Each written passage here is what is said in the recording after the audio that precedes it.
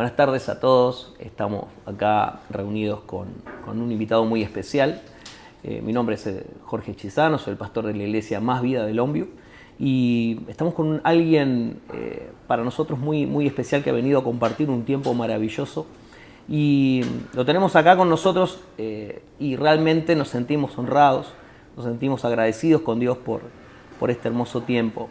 La verdad es que poder tener al pastor Firman con nosotros es una alegría muy grande y queremos aprovechar este tiempo, este espacio para conversar, para charlar, para aclarar algunas cosas que tenemos esa necesidad en nuestro corazón de ir teniendo ese entendimiento de lo que Dios quiere hacer en todos nosotros. Así que queremos aprovechar este espacio, gracias a ustedes por estar del otro lado, acompañarnos y estar presentes en esta charla que vamos a tener hoy. Espero sea de bendición para todos ustedes, sea de alimento espiritual, todo lo que vayamos a conversar ahora.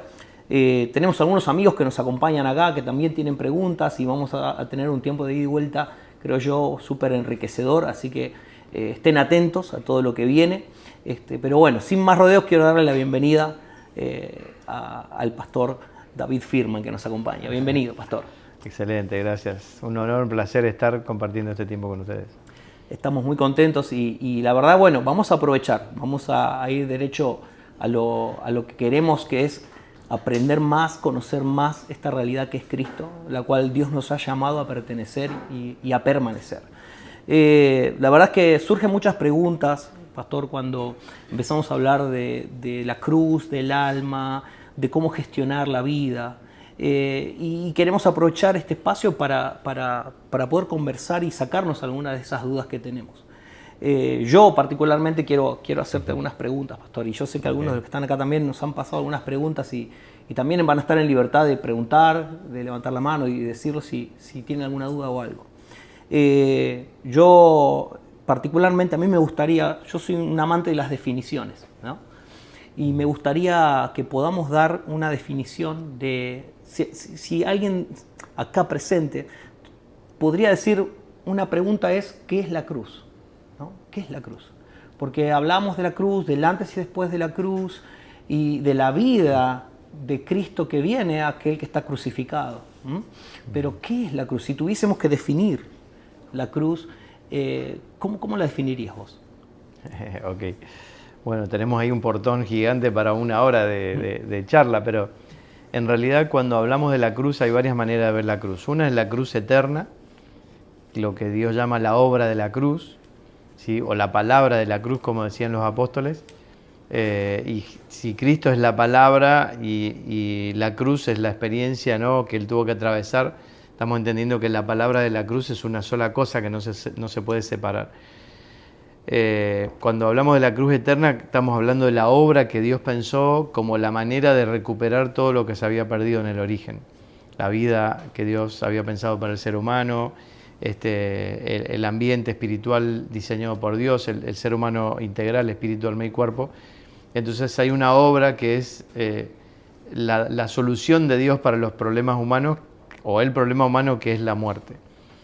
Y Apocalipsis nos dice que Cristo fue inmolado de antes de la fundación del mundo, o antes desde el principio de la creación, digamos. Entonces, en realidad, eso la separa de lo que nosotros conocemos como la cruz histórica. La cruz histórica es la que conocemos que sucedió en Roma, como una herramienta de tortura que usaban los romanos, y una manera en que el Jesús humano, ¿no?, el Cristo eterno encarnado en Jesús, tuvo que atravesar para simbolizar en nuestro tiempo la obra de la cruz, que es una realidad eterna de Dios.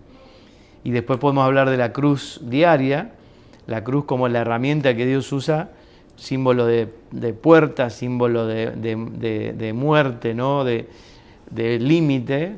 Adán llega hasta la cruz y hay una puerta que al pasar al otro lado de la cruz pasamos de muerte a vida, de huérfanos a hijos, de enemigos a reconciliados, de tinieblas a luz, ¿sí? La cruz es la puerta con sangre por la que hay que atravesar. La cruz la vemos simbolizada en muchos lugares, en la salida de Egipto, por ejemplo. El dintel pintado con sangre es la cruz, es la puerta por donde, yo soy la puerta, decía Jesús. El que atraviesa por esta puerta, ¿sí?, tiene vida del otro lado, tiene libertad del otro lado. Así que la cruz significa muchas cosas, pero básicamente es la puerta, es el camino, es el medio, es la forma en que Dios nos permite disfrutar de su vida. Y ahí aparece la cruz diaria, que es la que nos mata, o mata todo lo que en nosotros no es Cristo, para que nuestras almas todo el tiempo sean absorbidas por la realidad del Espíritu, que ya es la realidad de Cristo que tenemos en nosotros. Qué bueno. Qué interesante y entendemos que es muy profundo, ¿no? Y claro, excelente el resumen. Hay diferentes tipos de manera de ver la cruz y poder tener una comprensión de cada una de ellas creo que es fundamental. Ahora, ¿cómo yo puedo saber en mi vida que yo estoy experimentando la cruz? Porque lo hemos charlado, ¿no? Y es que la cruz no es solamente palabrería, no es simplemente tener un vocabulario acorde a la experiencia de la cruz, sino más bien algo que tengo que vivir todos los días. Entonces, quizás en una sola pregunta hay dos, ¿no? Es primero, ¿cómo sé si estoy realmente estoy experimentando la cruz en mi vida? Y cómo sobrellevo la obra de la cruz en la vida diaria, ¿no? En lo cotidiano de la vida. Ok. Todo lo que nosotros vivimos ahora por obra de la cruz es realidad espiritual. Dios es espíritu, nosotros fuimos creados para esa realidad espiritual y cuando el ser humano desobedece en el origen, muere espiritualmente. Entonces, lo que Dios nos ofrece hoy es una realidad espiritual. Dios es espíritu, Cristo es espíritu, el Espíritu de Dios es espíritu. Entonces, todo lo que nosotros hoy vivimos es realidad espiritual. La única manera que yo pueda disfrutar esa realidad espiritual es atravesando la cruz. Es este traslado que Dios nos propone, escrito por Pablo en Colosenses 1, que dice, fuimos trasladados al reino de su amado Hijo. ¿Sí? La puerta para ser trasladado, o como Jesús lo decía, el que quiera ganar su vida la perderá, el que la pierda por causa mía la ganará. Ese perder por causa mía es atravesar la cruz. Yo pierdo lo que es mi vida, la vida natural, la vida sin Dios, la vida sin propósito, sin esperanza, y la cruz me permite atravesar del otro lado y experimentar el poder de su resurrección, vivir la vida de Cristo que ahora opera en nosotros, en nuestro espíritu. Entonces, la cruz es la que nos permite disfrutar eso todos los días. Y la cruz va a estar trabajando en nosotros para que vivamos esa realidad, la realidad espiritual. Todo ahora es realidad espiritual. Por eso siempre decimos que nosotros vemos a Dios como actividades que hacemos, liturgias que hacemos en lo religioso, cuando en realidad Dios es una vida que vivimos. De hecho, hay muchos ministerios que ofrecen, venía a tener la experiencia X, el nombre del ministerio, ¿no? Y le ofrecemos a la gente 2 horas de experiencia, cuando Dios en realidad está ofreciendo una vida que necesitamos vivir. Y la única manera de vivirla es por la obra de la cruz. Entonces, de nuevo, la cruz es una experiencia eterna, fuimos crucificados juntamente con Él, ya sucedió, pero hay una cruz diaria que todo el tiempo va matando en mí todo lo que no es Cristo y no me permite vivir la verdadera realidad que es espiritual. Y el alma es la que va experimentando esa experiencia. Excelente. No sé si más o menos contesté la pregunta. Buenísimo, pero... buenísimo. Y todo va llevando una cosa a la otra, ¿no? Porque hoy estábamos charlando y nos estabas compartiendo de que la iglesia es Cristo. Y es una realidad espiritual la iglesia. Que a veces nosotros nos guiamos por lo que ven nuestros ojos, ¿no? Y la famosa frase, la iglesia no es perfecta, ¿no? Y todo el mundo dice, no es perfecta, la iglesia no es perfecta. Y no es lo que Dios opina, porque Dios lo ve por el Espíritu. Exacto. Ahora, la pregunta es, ¿quiénes pueden decir que forman parte o que están en Cristo y que son realmente la iglesia? ¿Todos los que asisten el domingo al edificio y se reúnen ahí pueden decir que son la iglesia? Ok. A ver, de nuevo, todo lo que estamos viviendo es una realidad espiritual. Pablo decía, yo soy administrador de los misterios de Cristo, los misterios de Dios. Entonces, si estamos hablando de realidades espirituales, no es algo que podemos teorizar, opinar, filosofar, es una realidad que estamos llamados a ver y solo se ve por revelación. Dios nos quita un velo y nos permite ver. Como Saulo caminó a Damasco, vio a Cristo. Él conocía la Torá, era fariseo de fariseos, estudió a los pies de Gamaliel, uno de los más importantes, sabía todo de Cristo, pero nunca lo había visto. Lo cual muchos de nosotros experimentamos también. Conocemos las Escrituras, somos, digo siempre, dinosaurios de iglesia, 2, 3, 5 generaciones de creyentes, pero no vimos a Cristo. Entonces lo que Dios quiere es que dejemos de transformarnos, que de periodistas pasemos a testigos. Periodista es alguien que te cuenta lo que dicen y un testigo es alguien que vio y te cuenta lo que vio. O sea, lo que Dios está queriendo, como Saulo, que un día se nos abran los ojos para ver a Cristo, el misterio escondido por siglos y generaciones, que es Cristo en nosotros, y empezar a verlo como realidad de vida. Entonces, si es una realidad espiritual, es la realidad que tengo que ver. Si vos mencionás la palabra iglesia, en el alma la iglesia es un salón. Para la gente la iglesia es un lugar a donde vamos con un pico y una cruz. Para Dios la iglesia es Cristo. La iglesia es Cristo mismo. La iglesia es el cuerpo de la cabeza que es Cristo. O sea, si Cristo es la cabeza, la iglesia es su cuerpo, es la misma persona. La iglesia es Cristo. Pero como Cristo es una realidad espiritual, la iglesia es espiritual. La iglesia no es un salón, la iglesia no son las liturgias, la iglesia es todo en nosotros lo que es Cristo. Entonces, todo lo que en mí es Cristo es la iglesia. Aunque yo esté sentado en un lugar que llamo la iglesia, todo lo que en mi alma no fue absorbido, todos los desórdenes, los que escondo, la carne que todavía está sin crucificar, todo eso no es la iglesia, aunque yo estoy en la iglesia. Pero esto se nos tiene que revelar, puede armar mucha discusión y debate si no lo vemos, por eso es lo que los apóstoles oraban era que podamos verlo. Primera Juan dice lo que hemos visto, oído y palpamos, eso les testificamos, le estamos contando lo que vimos y lo único que queremos es que ustedes también lo vean y tengan la misma comunión que tenemos nosotros con el Padre y el Hijo. Entonces, cuando estamos viendo algo, nuestro deseo es que todos lo veamos. Y en la predicación, en esta misma responder preguntas, no es alguien que sabe y te cuenta lo que sabe, es alguien que está viendo algo y te cuenta para que también lo veas.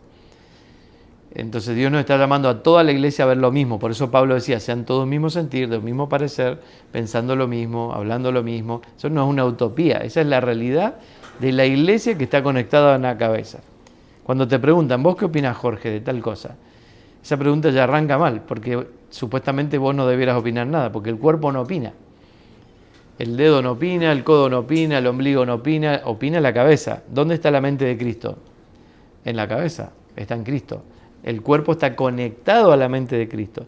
O sea, si estamos en Cristo y estamos creciendo en Cristo, lo que va a suceder es que todos vamos a escuchar lo mismo, porque hay una sola cabeza y hay un solo cuerpo, y todo el cuerpo recibe la misma orden.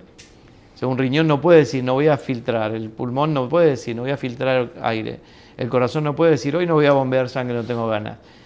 La cabeza le está dando la orden a todos los sistemas de mi cuerpo que funcionen para sostener coordinadamente la vida. Entonces, lo que empezamos a experimentar, te doy otro ejemplo, cuando alguien te pregunta, ¿qué te está hablando Dios en este tiempo? Entonces ya la pregunta me está indicando que a vos no te está hablando lo mismo. Exacto. Cuando nosotros nos identificamos como cuerpo y nos permite el Señor, como algunos por gracia, empezar a recorrer los continentes, empezamos a conectarnos en Cristo, con el cuerpo de Cristo, y a todos Dios nos está hablando lo mismo. Entender qué pasó en la cruz, dimensionar la vida que nos fue dada, entender que Dios está trabajando en nuestras almas para salvarla, para reconfigurarla por la desobediencia del primer Adán, y quiere que el alma funcione sujeta al gobierno del Espíritu. Estamos todos escuchando lo mismo. Y ahí entendemos lo que Dios está edificando. Porque yo puedo pararme a decir cosas y entonces parece que Dios me está diciendo algo a mí y a vos no. Si estamos en el mismo cuerpo, a todos nos va a decir lo mismo. Y nos vamos a empezar a conectar y a identificar, porque ese es el misterio de la iglesia. Jesús dijo, si fuere levantado a todos, atraeré a mí mismo. Si yo estoy en Cristo y hay medida de Cristo en mí, vos estás en Cristo y medida de Cristo en vos, nos conectamos. Y nos empezamos a conectar, porque somos atraídos, no somos extraños, somos parte del mismo cuerpo. El riñón no lucha contra el pulmón. Claro. O sea, una prótesis se rechaza. Porque no funciona en conjunto por el bien común, digamos. No somos prótesis, somos miembros del cuerpo, parte del cuerpo. Exacto. Pero eso todo es realidad espiritual, que necesitamos que se nos revele. Qué bueno. ¿Y qué papel juega en todo esto el entender que tengo que madurar? La madurez espiritual. Ok, central. Todo el trabajo de los apóstoles en la primera iglesia era buscando la madurez de los hermanos. Pensémoslo así, todos los que tenemos hijos vamos a identificar esto. Nace un hijo y es un bebé. Y este bebé va a transitar un proceso hasta que a los 20, 25 años, la ley en los países algunos cambia, 18, 21 años pasa a ser mayor de edad. Se considera maduro, adulto, responsable de sí mismo. ¿Qué pasó en el proceso? De bebé a 18, 21 años, 25 años. Hubo todo un proceso de cuidado y alimentación. Entonces, eso es lo que la iglesia necesita volver a recuperar, el sentido del cuidado y la alimentación. Nuestro trabajo como pastores, como líderes, es cuidar la vida de Cristo en las personas. Alimentarlas hasta que el que nace de nuevo es un bebito en Cristo. Nosotros armamos un programa que dura una tarde y le damos 3 puntos del ABC del cristiano y soltamos a la persona que crezca como pueda sola. Eso no es el diseño de Dios. El diseño de Dios es el discipulado, el entrenamiento en el alma de la vida que ya tiene en el espíritu. El bebito no sabe que es mi hijo, no sabe que tiene todo provisto, no sabe que no se va a tener que preocupar porque siempre va a haber comida, va a ser entrenado. El bebito que tengo en mi mano un día va a correr una maratón de 2 horas.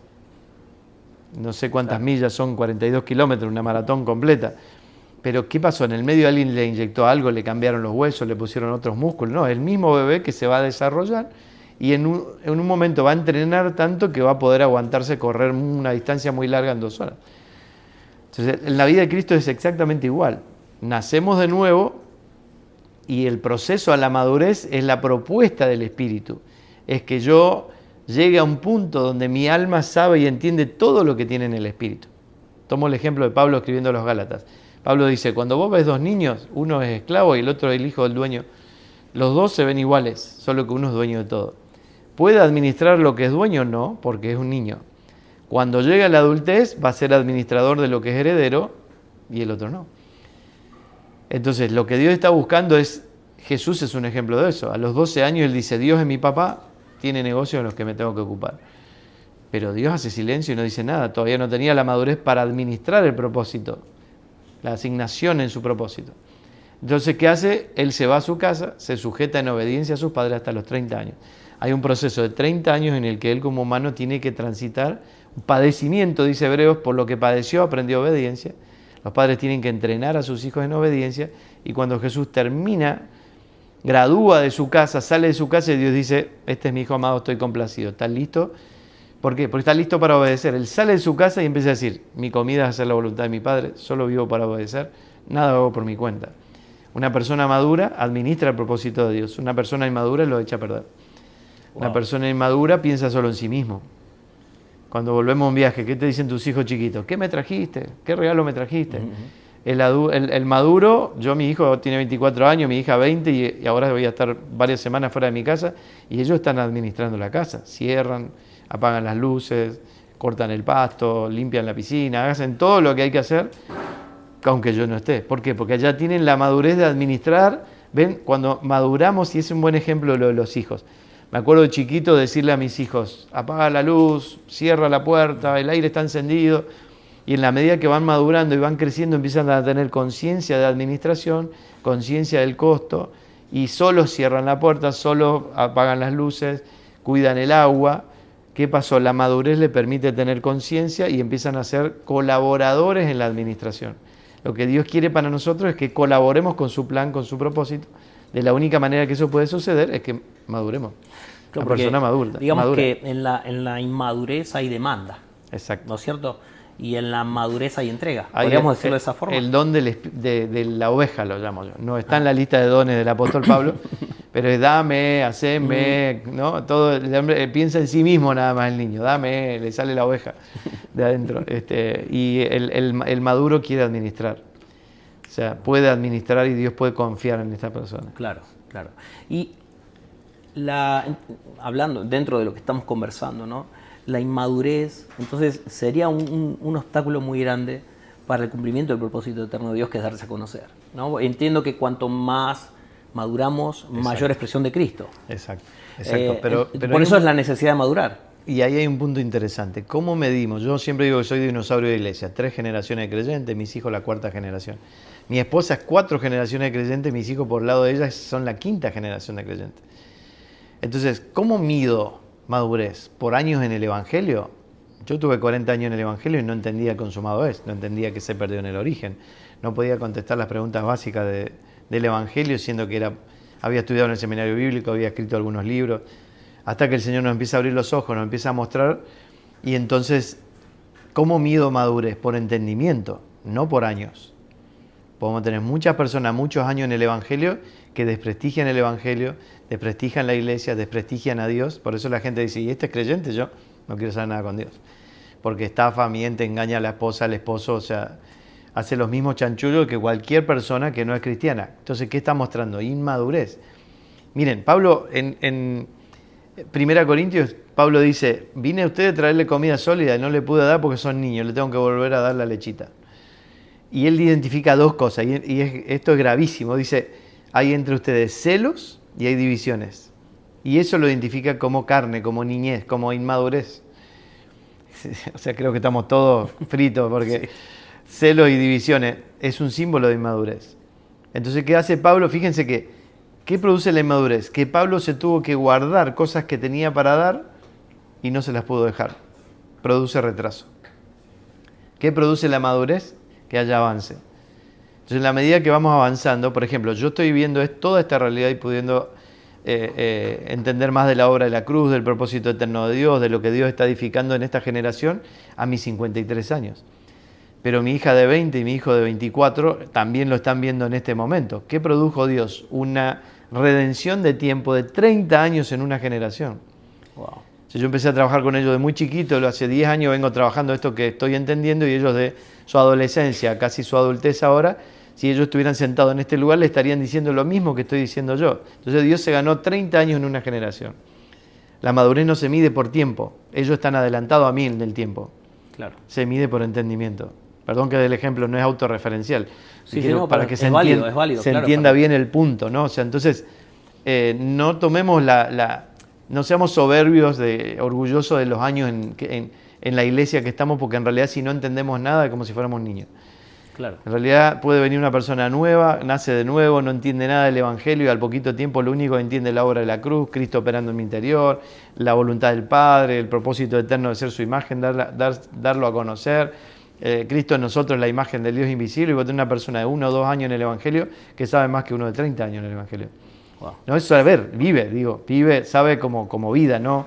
Vive la realidad, vive a Cristo. Experimenta, digamos. Vive a Cristo como vida real. Eso es lo que Dios está buscando, que vivamos a Cristo como vida real. Qué bueno, qué maravilla, porque la verdad es que uno a veces siente que cuando no entendemos estas realidades espirituales, esta realidad que estamos hablando, producimos lo que decías recién, ¿no? Ese atraso, la inmadurez produce atraso. Así es. ¿Cómo identificar algo? Lo dijiste recién, pero quisiera detenerme un poquito ahí, ¿no? ¿Cómo identificar una congregación inmadura? Porque hay pleitos, porque están divididos. ¿Cómo yo entiendo que estoy en un ámbito donde hay inmadurez? ¿Y qué puedo hacer yo por provocar o intentar que eso empiece a ser cambiado, ¿no? Que la gente no, ¿cómo decirlo? Que comprendan que esa inmadurez produce un atraso para el Evangelio. Ok, qué buena pregunta. A ver, todo en la vida en el Evangelio, la vida de Dios, en la vida en el Espíritu, se identifica por fruto. Por los frutos lo conoceréis. Y hay solo dos opciones. O puedo identificar fruto del Espíritu o puedo ver obras de la carne. Como ya vimos, en Gálatas 5 dice, vivan por el Espíritu y no sigan o no satisfagan los deseos de la carne. Vivir es algo que surge, que sale solo por la vida que está en mí, y satisfacer o hacer las obras de la carne es una decisión mía. Entonces, una congregación inmadura va a expresar carne. Va a haber celos, divisiones, pleitos, enemistad, rivalidad, contiendas. ¿Sí? Obras de la carne. Y Dios no lo va a tolerar porque Dios nos trasladó a Cristo. Lo que Dios está esperando es que la semilla que Él sembró en nosotros, que es la vida de su Hijo, produzca naturalmente el fruto que está diseñado para producir. Él dijo, si yo caigo a tierra, soy el grano de trigo, cayó a tierra, cuando muere da mucho fruto. Y si estudian un poquito el grano de trigo vos sembrás uno y sale una planta, produce una espiga y tiene 100, 200, 300 trigo la misma genética de la semilla que se sembró. O sea, el objetivo de Dios es la multiplicación de su vida, no el fingimiento del fruto, el alma fingiendo ser paciente y cuando surge un problema resultó que no sos paciente. Claro. ¿Sí? O sos templado haciendo fuerza y cuando surge un problema explotás y sale carne, sale un arrebato de ira. Entonces, primero necesitamos identificar todo por el fruto. Y lo que Dios está buscando y demandando es el fruto de su espíritu. ¿Cómo producimos eso? Por alimentación. Comer a Cristo como el pan. No puedo pedirle a un niño de 5 años que tenga el fruto de uno de 18, la madurez de uno de 18. ¿Qué le falta? ¿Tengo que juzgarlo? ¿Cómo no tenés el fruto de 18? No, tengo que acompañarlo en el proceso, dándole de comer el pan de vida que es Cristo, hasta que, o en el caso de la comida natural, darle una comida saludable que lo transforme en un muchacho de 18 años, adulto responsable. Entonces, en el espíritu, en la vida de iglesia pasa lo mismo. Acompañamos a las personas a comer el pan de vida que es Cristo, nos sentamos a una mesa a comer el pan que nos va nutriendo y va produciendo esa madurez, ese fruto que va a salir, que es el fruto del Espíritu. O sea, no podemos producir. Pablo decía, yo sembré, Apolo regó, pero el crecimiento lo da el Señor. ¿Nuestro trabajo cuál es? Dar de comer. El trabajo de Adán era cuidar el huerto, comer el árbol de la vida. Un ámbito de vida y la subsistencia es comer el árbol de la vida. Murió, quedó fuera, pero Dios no cambió el plan. El camino para sostener al pueblo fue un José procesado que termina siendo autoridad representativa de Dios, número 2 del mundo, para cuidar el trigo, para que su pueblo sea preservado en las generaciones. Él le dice, ustedes me vendieron a Egipto, pero Dios me puso acá para preservarle la vida a ustedes y a sus generaciones. Y su función era cuidar el trigo, pan, comida. Claro. Autoridad, vida y comida van de la mano siempre. Moisés le dice a Dios, el pueblo tiene hambre, no hay problema, chasquido de dedo, al día siguiente llueve pan, pero cada padre de cada familia tenía que ir todos los días a buscar el pan, era responsable por saber cuánto come el hijo de 5 años, cuánto come el hijo de 10, cuánto come el hijo de 18 años. Y traer en la bandeja, en una fuente, el pan necesario para ese día, para su familia. O sea, hay toda una administración, esa es la autoridad, el cuidado, la administración de vida. Nuestra función en el liderazgo es cuidar la vida de los hermanos y darle de comer la comida sin mezcla. El pan sin levadura es un pan puro, no tiene la levadura que lo infla para que sea blandito. Se come duro, se come el pan puro. La leche espiritual no adulterada, dice Pedro, es la leche sin agua. No es lo mismo darle un poquito de leche a un bebé porque es chiquito que darle 1 litro de leche a uno de 18 que se toma una chocolatada con una leche entera. Sí. O un galón de leche, ¿no?, que te dura un par de días porque ya es grandote y toma mucho leche. Si yo le pongo agua, no es lo mismo, no tiene los nutrientes.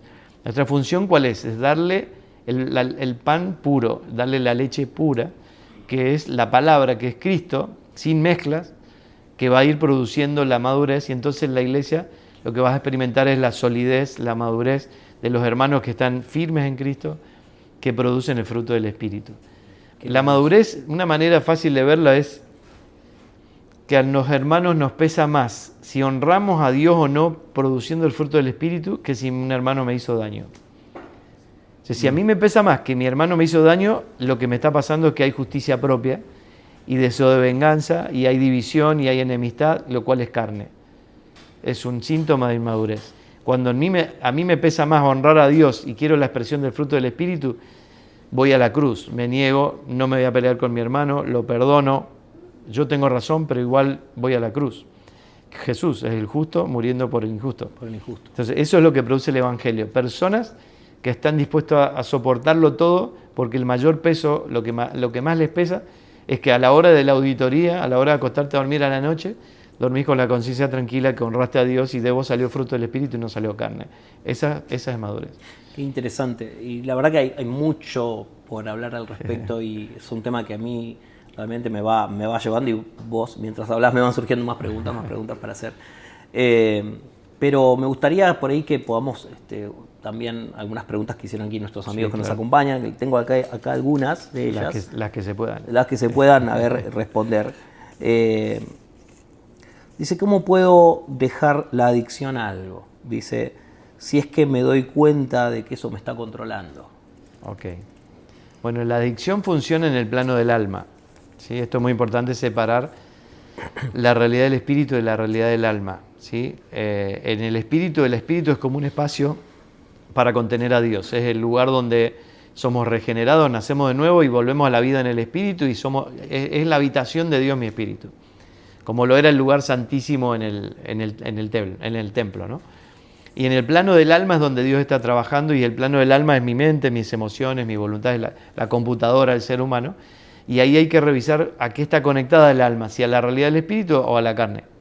si a la realidad eterna o a la realidad temporal, si a la vida o a la muerte. Entonces, lo que va a pasar cuando hay una adicción es los procesos del alma enredados y ha alimentado tanto algo que lo sigue pidiendo. Se producen procesos químicos, bueno, todo lo que es lo complejo del alma. Pero cuando estamos en estos ámbitos de vivir la vida de Cristo, lo que tengo que identificar es que probablemente esa adicción sea algo que es carne, digamos, que no está honrando a Dios. Pablo decía, todo lo que hagan sea de hecho de palabra, háganlo como para el Señor. O sea, si yo estoy en un punto ya no lo puedo manejar, tengo que buscar ayuda profesional, ayuda pastoral, un acompañamiento para rendir cuenta, porque generalmente uno esconde la adicción y todo lo que está fuera de mi control lo escondo, porque el alma esconde. Pero cuando realmente estoy confrontado por el Señor y entiendo que Dios no me condena, sino que quiere por la luz producir orden y traerme a la vida nuevamente, entonces no voy a tener problema en buscar ayuda y confesar con lo que estoy luchando, entendiendo que está deshonrando a Dios, porque es muy fácil darte cuenta, cerrar los ojos 10 segundos, respirás profundo y vas a escuchar la voz del Espíritu que te dice, no me honra, no es este el camino, estás satisfaciendo la carne en vez de vivir en el Espíritu. Claro. Entonces la persona que le empieza a pesar más vivir en el Espíritu, pero no puede porque está atado, lo que va a hacer es entrar en un proceso de acompañamiento. A ver si lo puedo explicar de esta manera para que se entienda. En Romanos 6 Pablo dice, nosotros fuimos crucificados juntamente con Cristo y ya no somos más esclavos del pecado. Para mi alma que está enredada con la adicción, eso es una mentira. ¿Cómo puede ser si yo acabo de estar, no sé, con pornografía o droga o alcohol o lo que sea? Entonces Dios me está diciendo, tu realidad espiritual estás en Cristo, ya no sos más esclavo del pecado. Y vos te estás viendo acá, fuera de esta realidad, esclavo de algo, adicto a algo. ¿Qué va a hacer Dios? No te va a condenar. Por eso Dios no me condena, porque Él ya me ve en Cristo. Pero lo que me va a hacer es acompañar en un proceso. Puede ser un profesional nacido de nuevo, puede ser un pastor, un discipulador, alguien que me va a acompañar en el proceso hasta que mi alma se una a la realidad del Espíritu y viva en la libertad que ya opera en mi espíritu. Yo ya no soy más esclavo del pecado. Por eso no hay contradicción en la Escritura. Cuando Juan dice, el nacido de Dios no peca.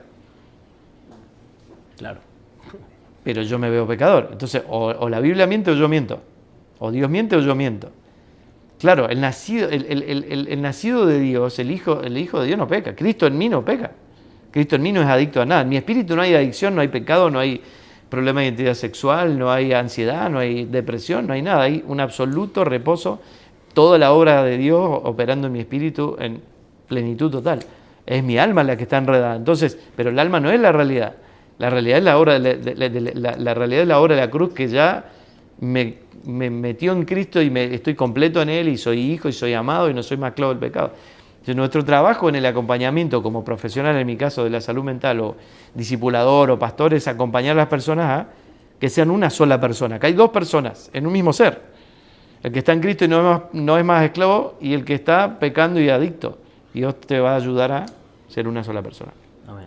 O sea que ese sería el proceso de santificación, podríamos decirlo así. Exacto, exactamente. Y en realidad lo que la persona tiene que tomar conciencia de que cada vez que está satisfaciendo su adicción está alimentando un monstruo, alimentando la carne, los deseos desordenados. Y eso no se sacia nunca. No se sacia nunca. Es y algo te constante. mata, la carne si puede te mata.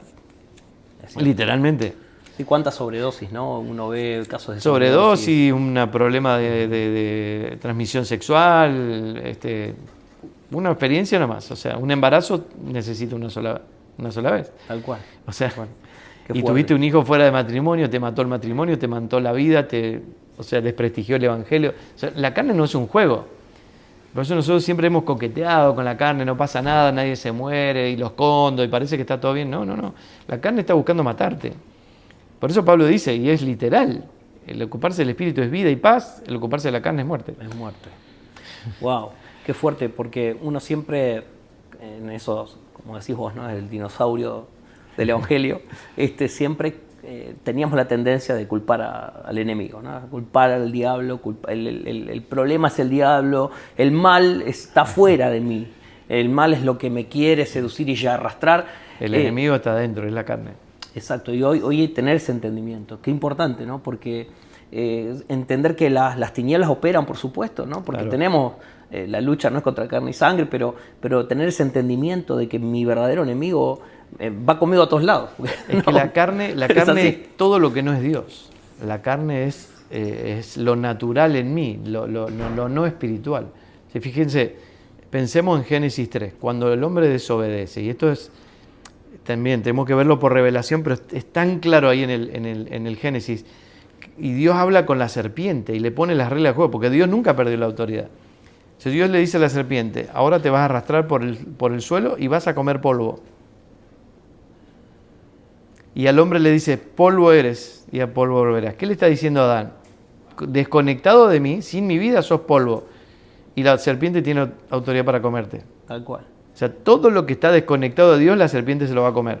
Polvo es todo lo que es carne, todo lo que no es la vida de Dios.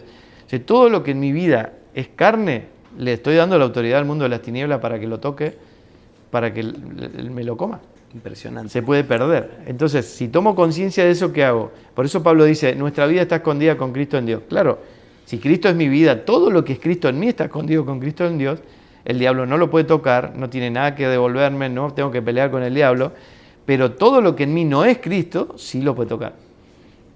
Por eso es urgente la madurez, porque la madurez es que mi alma sea absorbida por la realidad del Espíritu y no haya nada de polvo. Todo es Cristo, todo está gobernado por la realidad del Espíritu.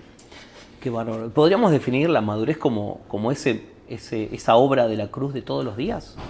¿O no hay tanta relación? La cruz diaria produce eso, sí, porque mata todo lo que es negarme a todo lo que no es Cristo.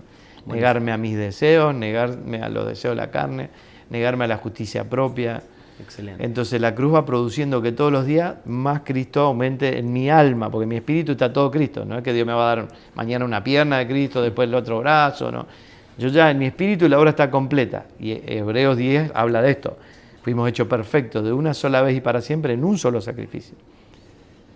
Pero esto es a lo que Dios está perfeccionando. Y en Filipenses 1:6 Pablo dice que Dios nos está perfeccionando hasta el día de Jesucristo. Comenzó una obra en mi espíritu y la va a perfeccionar hasta el día de Jesucristo. Entonces, ¿hay contradicción entre Hebreos 10:14 y Filipenses 1:6? No, ninguna. Está hablando de dos procesos de la misma salvación. ¿Sí? La salvación ya me hizo perfecto en el espíritu, pero en el resto de mi vida Dios lo va a ir perfeccionando. El vaso de barro tiene que ser perfeccionado porque lo que es perfecto es el tesoro que portamos, Amén. Que es Cristo. Tenemos al perfecto en nosotros, pero el resto todo tiene que ser perfeccionado para estar acorde. El vaso con el contenido tiene que ser acorde. Qué bárbaro.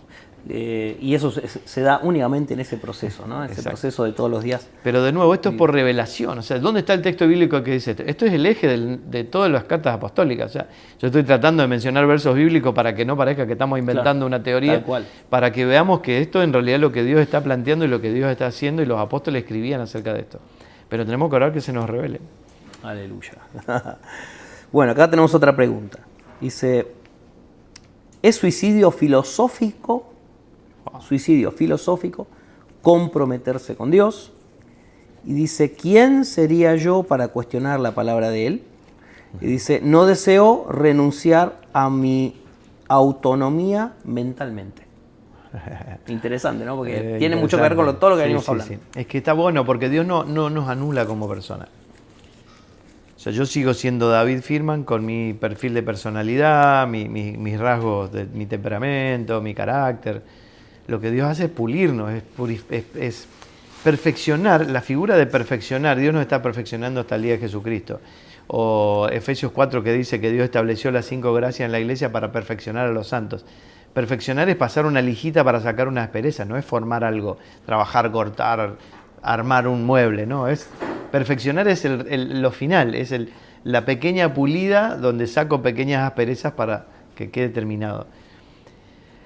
Entonces, ese es el proceso que Dios quiere producir en nosotros, perfeccionarnos.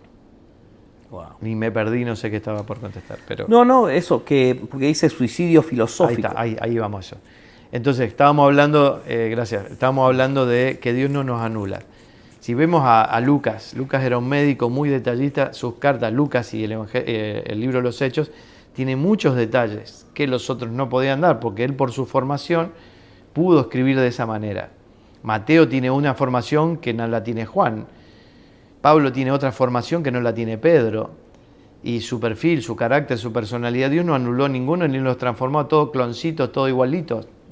los pulió, los transformó, los sacudió para lograr que cumplan su asignación en el propósito, ¿sí? Pero sin anularlos como personas. Entonces, a algunos les lleva más tiempo, a otros menos tiempo. Pablo, cuando vio a Cristo, se metió de cabeza y en 15 años Pablo estaba escribiendo las primeras cartas de... Pablo fue el primero que escribió todas las cartas, o la mayoría de sus cartas, antes que los evangelios, antes que los otros apóstoles escribieran. Pablo empieza como líder de la iglesia y al poco tiempo es reemplazado por Jacobo, porque evidentemente andaba con alguna suba y baja, y Pablo escribe sus cartas mucho más tarde que los otros apóstoles, y recién al final, después de muchos años que ya están todas las cartas de Pablo, él puede ver algunas cosas y recomienda leer las cartas de Pablo. Entonces, puede haber un proceso en el camino, pero Dios nunca va a anular tu personalidad, ni tu estilo, ni tu forma, ni vas a perder tu razonamiento mental, porque el alma es el motor que Dios puso en nosotros para expresar, para darse a conocer. El alma tiene los criterios, el alma es la que muestra el amor, o muestra la paciencia, o muestra la carne, el fruto de la carne, la ira, la contienda, las divisiones. O sea, siempre va a salir a través del alma. Tal cual, me gustaría por ahí tratar, ¿no? A mí me pasa de tratar de comprender un poco mejor la frase suicidio filosófico, ¿no? Porque lo filosófico en sí, lo que tiene que ver con la filosofía y demás, viene producto del alma. Así ¿no? es. Es un producto del alma. Sí, los filosóficos son ideas, opiniones, claro, razonamiento propio. No quiere decir que esté mal, pero son observaciones es el ser humano después de Génesis 3. Es el ser humano observándose a sí mismo. Pero nosotros tenemos acceso por la vía del Espíritu a la sabiduría de Dios, que es Cristo, que es previa, anterior al Génesis 3, antes de la fundación del mundo, obviamente, y entonces podemos tener la explicación de Dios del ser humano. ¿Entendés? Claro. Es como si, no sé, un teléfono tratara de explicar otro teléfono. ¿No es mejor que yo hable con el creador del teléfono y el ingeniero me explique cómo? ¿Entiendes? O sea, el ser humano explicándose a sí mismo, sí, puede ser muy rico, hay mucha inteligencia, hoy con la inteligencia artificial tenemos mucho contenido, mucha información, pero nosotros tenemos el acceso a la sabiduría de Dios, que dice 1 Corintios 1, que humilla la sabiduría humana. O sea, como yo como cristiano no voy a conocer la sabiduría de Dios y voy a ser un experto en la sabiduría humana, o en las filosofías humanas, o en la ciencia humana. No quiere decir que no la tenga que saber, la puedo saber, la estudio, la uso, pero estoy sujeto a la sabiduría de Dios, que es infinitamente superior y que humilla la sabiduría humana. Tal cual, digamos que es, yo puedo tener conceptos filosóficos, pero que eso no me gobierne, sería, ¿no? Que eso no rija mi destino ni mi vida. No es la verdad, exactamente. Es una verdad, es una manera de ver, es una opinión, son conceptos humanos, básicamente. Pero la verdad es Cristo. Sí, yo reemplazaría por ahí suicidio por un reemplazo. Está bien, no sé bien qué quiso decir, pero no, vamos a la siguiente. Reemplazarlo. Vamos a entrar a filosofar. Sí. Dice, ¿por qué se refiere al alma apuntando a su mente y no a su corazón? Ok. Porque cuando estudian el original de la palabra alma, por ejemplo en el Nuevo Testamento, hace 2000 años, la palabra original es psuche o psiche, del griego psiche, que la definición es todos los sistemas de pensamientos, emociones, voluntad de la persona. Por eso me toco aquí, está el cerebro, la mente está aquí. ¿Sí? Corazón, el corazón físico está aquí. Pero cuando la Biblia habla de corazón, habla de todo el ser interior de la persona. No hay una ubicación del corazón. Es como englobar todo lo que es la realidad interna del ser humano. Y no es el espíritu. Por eso Proverbios dice, sobre toda cosa guardada, guarda tu corazón, porque de él mana la vida. Si nosotros hoy estamos entendiendo por revelación la obra de la cruz, y entendemos que la vida está en el espíritu, y es el espíritu el que volvió a nacer, y ahora experimenta la vida de Cristo, que es perfecta y es absoluta, ¿hay que guardar esa vida? Claro. No hay nada que hacer con esa vida porque es perfecta. No es mi espíritu el que tiene que ser guardado. Claro. Es mi alma la que tiene que ser guardada, y es mi alma la que permite que salga la vida o no salga la vida. Claro. Yo puedo tener vida en mi espíritu y mi alma estar expresando carne, porque está sujeta al gobierno de la carne. Y el espíritu está muy pequeño, la vida de Cristo en mí, y no puede ser la expresión. No sé si se logra entender, pero básicamente... Claro. Tiene que crecer Cristo en nosotros para hacer la expresión. En el alma. Claro, en el alma. En el espíritu ya tengo a Cristo completo. Exacto. En mi alma, que Cristo aumente quiere decir que mi alma sea absorbida y entienda todo lo que ya tiene en Cristo. Ese es el aumento de Cristo en nosotros, o la madurez, o la santificación. Buenísimo, buenísimo. Otra pregunta, dice, si Cristo si Cristo en nosotros, entonces ¿cuál es el resultado de la disciplina o comportamiento del hombre? Okay. Esto está bueno porque, a ver, durante mucho tiempo se nos habló de hacer esfuerzos, ¿no? Sí, sí. De hacer sacrificios en la carne, digamos. Exacto. Quizás se refiere a eso. No podemos producir la vida del Espíritu por nuestro esfuerzo. Y esto es lo que Pablo confronta fuertemente en Gálatas. Hasta los llama idiotas a los Gálatas, insensatos, sin seso. ¿Quién los fascinó? ¿Quién los hechizó? ¿Quién los drogó? Que ahora están pensando que ustedes pueden ir a circuncidarse para agradar a Dios, cuando eso ya en la cruz sucedió en la circuncisión espiritual y ya agradamos a Dios y no hay más nada que hacer. No podemos hacer nada por nuestra fuerza. O sea, Pablo es muy fuerte con la confrontación con los Gálatas que están queriendo volver a hacer las cosas por su fuerza. Y entonces dice que hacen vana la obra de la cruz. Y por eso al final él termina hablando del fruto del Espíritu. La cuestión acá es que salga el fruto de la naturaleza interna que nos gobierna. Pero obviamente que hay disciplina, es ese entrenamiento, pero la disciplina es en el alma. Por eso Pablo le dice a Timoteo, esfuérzate. Pero no es el mismo esfuérzate que el de Josué. El Josué sí era un esfuerzo propio. Esfuérzate para, como Moisés, entrar a la tierra, tomar la tierra, era un esfuerzo no por la vida del Espíritu, porque el Espíritu Santo vino después de la cruz. Nosotros ahora, por eso Pablo le dice a Timoteo, esfuérzate, pero en la gracia.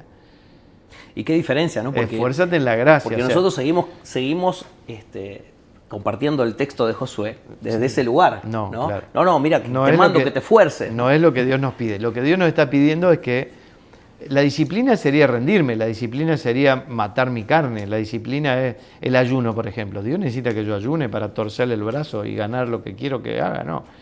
El ayuno es una notificación a mi alma de que yo no dependo de la comida, dependo de Dios.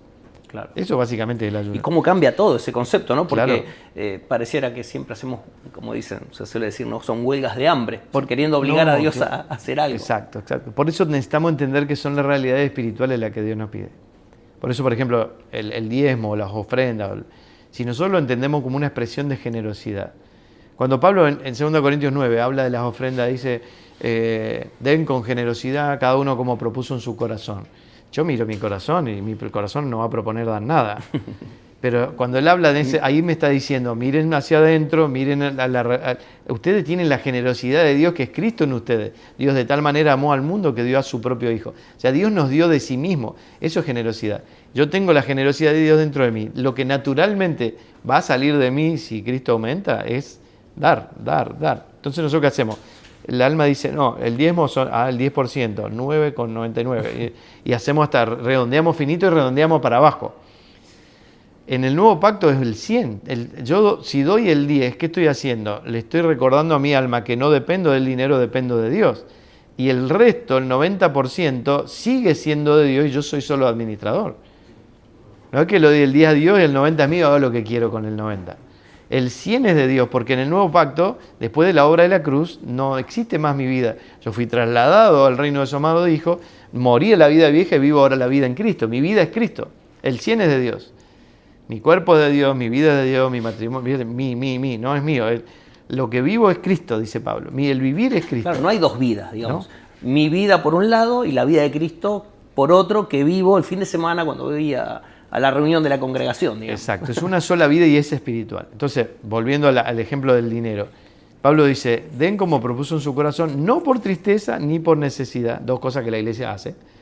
Toca las emociones Sí. y muestra necesidades, necesitamos un espacio más grande, vamos a comprar el terreno de al lado y toca el bolsillo de la gente haciendo lo que Dios dice que no hay que hacer. Y fíjense que cuando Pablo habla de la ofrenda termina diciendo que el resultado, la cosecha van a ser obra de justicia y agradecimiento a Dios. ¿No te dice que va a cosechar 2 casas, 3 camionetas? O sea, nosotros hemos confundido las cosas. Dios está diciendo, vos tenés una expresión natural, pero el resultado es una cosecha espiritual. Wow. ¿Entendés? Entonces siempre, si yo lo veo de esa manera, toda mi gestión de vida cambia. Porque si no estoy atado a lo natural, con el alma dependiendo de lo natural, yo me proveo, no, yo no soy el proveedor de mi casa. Dios es proveedor de mi casa, yo soy administrador. Como hombre soy administrador, no proveedor, que también se ha instalado. Por eso hay que revisar las definiciones y los conceptos de nuestras almas, porque a veces tenemos conceptos que ni los podemos probar escrituralmente. Y cómo a veces, esto es lo que a mí me llama la atención, ¿no? Cómo las definiciones transforman la gestión de la vida. Totalmente. El tener definiciones de las cosas, ¿no? Y poder tener una comprensión de la obra que Dios quiere hacer en mí y de cómo Dios quiere expresarse por medio de mí, pero a través de las cosas bien definidas, porque una de las cosas que yo siento que le ha faltado al Evangelio, a la iglesia histórica, es la carencia en ese sentido, de digamos, dar definiciones. Y por las escrituras. Y no escritura. Definiciones, opiniones. No nuestras. opiniones humanas, sino Claro. por la escritura. Sí, Definir. Eso nos ha traído tanta confusión. Bueno, que llegamos a pensar de que soy mejor cristiano que mi hermano porque me congrego más, ¿no? Porque asisto más a las reuniones. Entonces yo soy más espiritual. Yo soy más espiritual que mi hermano porque yo ayuné esta semana y mi hermano no. ¿No? Y todos esos conceptos que vienen, que yo me pongo a pensar y veo que vienen de una mala definición, de no tener la comprensión correcta del obrar de Dios en nosotros. Acá mira esta pregunta, dice, ¿es necesario bautizarse después de la salvación? Muchos predicadores dicen que sí y otros dicen que no. Está bien. Son testimonios, o sea, no vamos a entrar en una polémica y por eso, de nuevo, hay debate porque no vemos lo mismo. Nosotros ya fuimos bautizados en Cristo, es verdad, pero las realidades litúrgicas cuando las hacemos con vida, porque a veces confundimos que religión está mal. Religión es en realidad que las liturgias es religioso, de cierta forma de reunión o cierta forma de vestimenta es religioso. No, religioso es falta de vida. Religión es falta de vida, no liturgias. Claro. Entonces, yo puedo tener ciertas liturgias o ciertas costumbres como el bautismo, como la cena del Señor, el congregarnos en una reunión, pero si están llenas de vida no es religión. Si están colaborando como una mesa para comer el pan de vida que es Cristo y produce el aumento de Cristo en las personas, la madurez de la persona, para que Dios encuentre el fruto de su vida, entonces no es religión. Claro. No es una liturgia muerta. Entonces, Exacto. Es ridículo discutir si sí, si no, porque en realidad son prácticas que nos recuerdan. Hagan esto en memoria de mí, decía Jesús. Entonces, si celebramos la cena del Señor, claramente no es un sacramento, no es el pan, el vino, Cristo mismo, pero es un recuerdo. El pan natural me recuerda al pan de vida que es Cristo que está en mí. El vino natural me recuerda la sangre, me recuerda la obra de la sangre que opera en mí. La sangre de redención, Hebreos habla mucho de esto. Qué bueno, qué bueno. Y volviendo a lo que estabas hablando recién acerca del dinero, ¿no? Es un tremendo ídolo. Bueno, dice avaricia, que es idolatría, dice el apóstol Pablo. Y hace un tiempo atrás yo escuchaba a Fabián que decía, dejemos de llamar bendición a un par de zapatos, ¿no? Decía, si tuvieses que definir lo que es la bendición, ¿nos podrías dar una definición de lo que es la bendición? Por las Escrituras, la bendición es un estado de plenitud en el que por tener a Dios lo tengo todo. Wow, buenísimo. ¿De dónde saco esa definición? De Génesis capítulo 1. Cuando dice que los creó a los dos como su imagen y semejanza y los bendijo. Y les dijo, fructifiquen, multiplíquense y llenen la tierra. Y los deja en un ámbito donde todo está provisto. Donde todo funciona como Dios lo diseñó, donde no hay que preocuparse por si mañana voy a tener fruta para comer, si el pasto va a crecer y lo voy a tener que cortar, si los animales van a venir a atacarme y tengo que hacer una reja y esconderme. O sea, es un estado, bendición no es una palabrita, que Dios te bendiga. Bendición es, Dios dijo, los bendijo y los dejó en un ámbito donde estaba todo lo que necesitaban. Todo resuelto. Entonces, por eso entender la bendición hoy como una realidad espiritual, y Efesios 1:3, Pablo dice, nosotros fuimos benditos en Cristo con toda bendición espiritual. Entonces, hoy entender que estamos benditos es entender que estamos en Cristo. Toda la plenitud, toda la vida, todo lo que necesitamos, el pan que nos nutre, está dentro de nosotros, se llama Cristo. La bendición es Cristo mismo. Y ya estamos benditos en Él. Todo lo que sea natural son añadiduras. Jesús dijo, busquen primero el reino y lo demás será añadido. Las demás cosas. Jesús la llamó cosas, nosotros la llamamos bendición. Bendición no es un par de zapatos, no es una camioneta nueva, no es un teléfono nuevo. Bendición es estar en un estado de plenitud por estar conectado a Dios por la vida en el Espíritu. Hoy es estar en Cristo. Así como en el origen fue estar en el Edén, en un ámbito de plenitud. De hecho, Edén se llama lugar de deleite. Entonces, hoy estar en Cristo es ese deleite. Fluye todo, fluye vida, fluye leche y miel. La tierra prometida es Cristo. Es ese estar en el lugar donde todo está provisto y no necesito nada, porque lo tengo a Él. Qué diferencia, ¿no? Qué diferencia el concepto humano de la bendición. De, uy, mi hermano me regaló $10, qué bendición, ¿no? Y poner eso bajo la luz de lo que Dios está revelándonos, que es la bendición. Hay una distancia tan larga que uno se asombra ante eso. Pero llegamos a cosas más ridículas. Acá en este país, ¿no? En Estados Unidos estamos ahora, ¿no? Que tenés la posibilidad de comprar lo que quieras en cuotas. Y vos venís y das el testimonio, hermano, quiero dar testimonio, el Señor me bendijo con una camioneta nueva, parecemos una camioneta gigante. Y a los 3 meses el mismo hermano está pidiendo oración porque no la puede pagar. Entonces, ¿me bendijo Dios o me bendije solo? Sí. Primero estoy llamando bendición a lo que Dios no llama bendición, porque las bendiciones ahora son espirituales. Y después que estoy pidiendo, o sea, estoy dando testimonio porque me bendijo y a los pocos meses le estoy pidiendo oración porque no lo puedo pagar. Entonces yo me proveo solo, me bendije solo. O sea, por eso tenemos que volver a revisar los conceptos a la luz de las Escrituras y entendiendo el sentido para el cual fuimos creados. Nosotros fuimos creados para Dios, para su propósito. Su propósito es darse a conocer a través de nosotros. Por eso Él, cuando nos vuelve a dar vida, pone a Cristo en nosotros, ¿sí? Cristo en nosotros, Él es la imagen del Dios invisible. ¿Sí? El que ve al Hijo ve al Padre. Volvimos a tener propósito, volvimos a tener sentido de vida. La obra de la cruz nos volvió a depositar en la realidad para la que fuimos creados. Y esa es la plenitud, vivir todos los días con propósito y sentido de vida, sabiendo que servimos a Dios con nuestra vida. Maravilloso. Yo puedo dar mi experiencia, ¿no? En el caminar, en la iglesia, en el Evangelio. De cómo cambia todo cuando pasamos por la cruz y empezamos a vivir del otro lado de la cruz y empezamos a ver la realidad espiritual a la cual hemos sido llamados, ¿no? Porque Dios nos llamó a meternos ahí, en esa realidad que es Cristo, a reunir todo en Cristo. Y cómo cambia, cuán diferente es experimentar la vida de Dios a lo que era antes una cuestión de esfuerzo humano, una cuestión de conceptos humanos, una cuestión de competencias, ¿no? De a ver quién sabe más, a ver quién tiene la nueva revelación más profunda de ese versículo, a simplemente vivir en la sencillez de la vida de Cristo. Es realmente apasionante y descubrir más a Cristo día a día es algo maravilloso que nos va deslumbrando día a día, porque eso es lo que uno empieza a vivir cuando empieza a ver a Cristo. Y si tuviésemos que, digamos, definir, a mí me gustan mucho las definiciones, perdón, pero ¿qué sería, cómo podríamos describir el ver a Cristo? Uy. Sé que es una pregunta que da para largo, pero ¿cómo podríamos? Y ya se están yendo todos acá, nos están dejando solos. Ya se fueron todos. Sí. Ahora van a preguntar, vayan pensando. Tenemos 4 horitas más para seguir preguntando.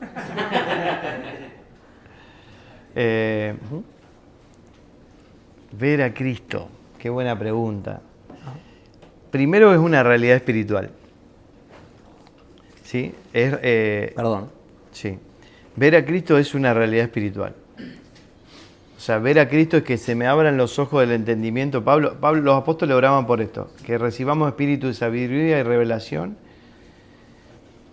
que podamos entender las riquezas de Cristo, ¿no? Hablaban de las incontables riquezas de Cristo, de la altura, la longitud, la anchura, la profundidad de su amor que excede todo conocimiento.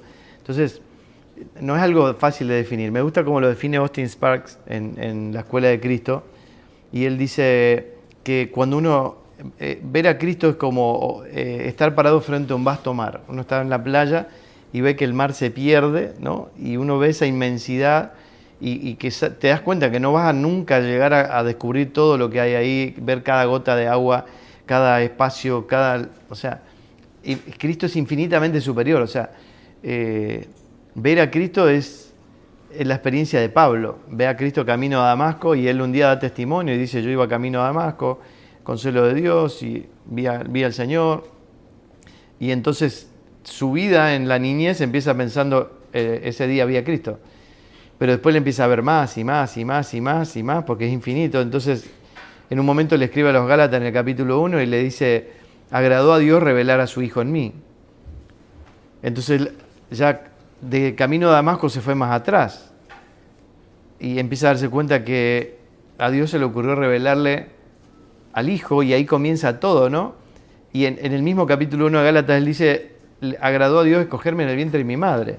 Entonces él ya se fue más atrás que camino a Damasco, ya se vio que en el vientre de su madre Dios ya lo había escogido. Wow, eso es y en Efesios 1, entonces él sigue viendo, sigue creciendo en el entendimiento, y en Efesios 1 él descubre que nosotros fuimos adoptados como hijos de antes de la fundación del mundo. Fíjate cuánto terminó viendo y cuánto creció, cuánto vio, que al final él se ve antes del Génesis. Tremendo.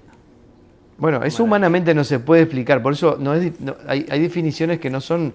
Nosotros tratamos de decirlo en palabras, explicarlo, el Señor nos da una gracia de por ahí decirlo de una manera entendible, pero son realidades que se tienen que entender por el Espíritu. Claro. Tenemos que ver a Cristo en el Espíritu, poder tener revelación de su persona y entender, y esto es importante entenderlo, es infinito. Son incontables sus riquezas. El mundo, el universo entero salió de Cristo y la ciencia hasta hoy no sabe el tamaño del universo. Cristo es superior. Entonces no vamos a terminar nunca. Nos llena de humildad y nos llena de hambre por seguir conociéndole. Pablo, los últimos días de su vida, dice, prosigo a la meta, quiero conocerle y ser hallado en él. Y él es el que más lo conoció. Sí. Entonces, ¿qué nos queda a nosotros? ¿Sí? Hasta el final tenemos que tener ese hambre por conocerle y ser hallado en él, no salirnos de Cristo. Gloria a Dios. Amén. Qué bueno. Pastor, yo quiero agradecerte por este tiempo que nos regalás. Quiero agradecerte porque esa disposición a expresar Cristo, a mostrarnos lo que Él te ha revelado, con ese amor, esa humildad. Estamos muy felices de haberte tenido con nosotros. Y sabemos que estás acá no por voluntad humana, ¿no? No porque quisimos traerte o porque vos ya has querido venir, sino que hay un propósito de Dios que se está gestando en este tiempo, en este territorio, en esta zona, y entendemos que hay propósito en tu llegada y estamos más que gozosos, y quería agradecerte por este tiempo maravilloso que nos has permitido compartir y nos has permitido estar acá. Queremos despedirnos de quienes nos han acompañado acá y darle la oportunidad al pastor para que también diga unas últimas palabras y también se pueda despedir, pastor. Sí, claro, placer enorme, pura gracia. La verdad que, como decía Pablo, soy el menor de todos los santos. Deberíamos reconocer que no hay nada que jactarse porque todo nos ha sido dado. Y recuerdo lo que decía recién de Gálatas capítulo 1, agradó a Dios revelar a su Hijo en mí. Entonces, fue pura ocurrencia de Dios. Un día se le ocurrió por diferentes razones, si no es por revelación, es por trituración. Nos pega la vida una buena sacudida, pero estamos en condiciones de humildad de que el Señor nos abra los ojos, nos quite una venda y nos revele la vida de su Hijo que está en nosotros. La esperanza de gloria es Cristo en nosotros. El misterio escondido por siglos y generaciones es Cristo en nosotros. Así que poder colaborar con nuestros hermanos en diferentes regiones y poder servir al cuerpo de Cristo es una honra demasiado grande y me siento muy honrado y cada vez me tiemblan más las piernas porque no estamos opinando, o sea, estamos tratando de poner en palabras y de contar lo que estamos viendo y orando que el Señor nos permita a todos ver lo mismo.